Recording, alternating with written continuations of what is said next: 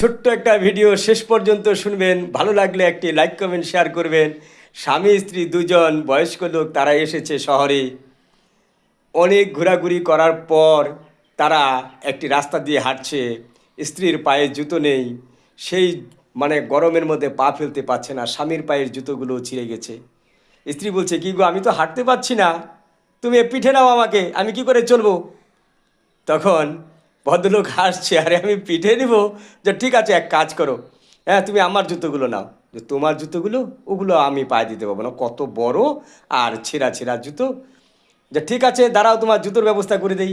একটা প্লাস্টিকের বোতল পেলো, সে প্লাস্টিকের বোতলটি নিয়ে তাড়াতাড়ি করে রাখলো। তারপরে দেখে পাশে একটা সুন্দরী মেয়ে দাঁড়িয়ে জল খাচ্ছে, ঘাড়ের মধ্যে ব্যাগ, জলপান করছে আর ব্যাগ, আর ওই ভদ্রমহিলা আর ভদ্রলোকের দিকে দেখছে।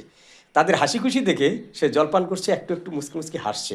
তখন ভদ্রলোকটি গিয়ে বলল, আচ্ছা মাগো, তোমার জল খাওয়া হলে বোতলটা আমাকে দিয়ে দিও তো। যে কেন, জল খাবেন? তাহলে বোতল একটা কিনে দেই, এই যে এখানে সামনের দোকান থেকে। যে না না, আমার বোতলটা হলেই হবে। আচ্ছা ঠিক আছে, এই নিন।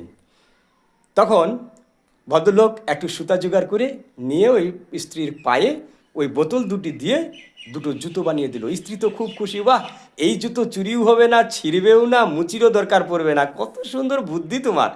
আচ্ছা, উফ, খুব ভালোই লাগছিল, কিন্তু কোথাও যদি একটা কাজ পেয়ে যেতাম। তখন ওই মেয়েটি সেখানে গিয়ে দাঁড়ালো। আচ্ছা কাকু কাকিমা, আপনারা কোথা থেকে এসেছেন? আপনাদের এই অবস্থাতেও এত হাসি খুশি দেখছি।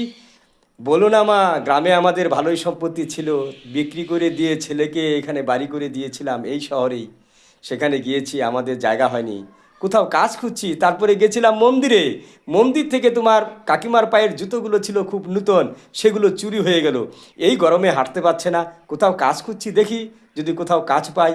কি কাজ করতে পারবেন? যে আমি, ভদ্রলোক বলছে, আমি যে কোনো কাজই করতে পাবো।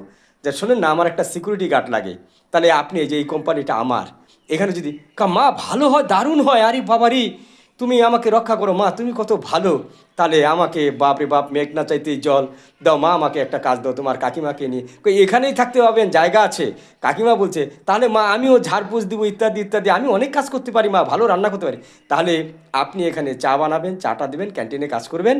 হ্যাঁ, আপনারও কাজ হয়ে গেলো, যান কালকে থেকে এখানে কাজ করবেন। আপনাদের হাসি খুশি দেখে না আমি অনেক দিন থেকে হাসতেই ভুলে গেছিলাম কাজের চাপে, কিন্তু আপনাদের এই সরল সিধা জীবন দেখে আমারও মনে একটু হাসি পেল, খুব ভালো লাগলো কাকিমা।